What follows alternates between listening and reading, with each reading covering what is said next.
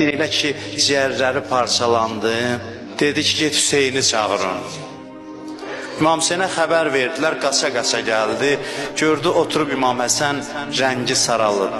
Eşitmişəm bir neçə Arifdən, deyir, xanım Zəhra deyir, heç Həsənimə ağlamırsınız, çox ağlamırsınız.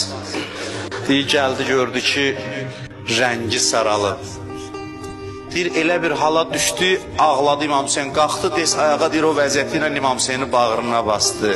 Ağlaya-ağlaya dedi, ya Əbu Abdillah, heç bir gün sənin günüvə çatmaz, yeri var, mən sənə ağlayam. Bu məqamda müsibətlər anası Ummul Məsaib Zeynəb daxil oldu. Zeynəbin ayaq səsini eşidən kimi İmam Hüseyinə dedi ki, dodağımın qanını sil, Zeynəb məni belə görməsin. Zeynəb məni bu halda görməsin. Apardılar, dəfn eləməyə bilirsiniz, cənazəsi oxlanan yeganə imamdır. Cənazəsinə ox atdılar. İmam Hüseyin qəbrə qoydu, dedi, qarət olunan o deyil ki, malını oğurlasınlar. Qarət olunan mənəm ki, sən əlimdən aldılar. Belə bir roza oxudu başının üstündə. Gəldi, dedi ki, Zeynəbə deməyin ki, Həsənin cənazəsinə ox atıblar.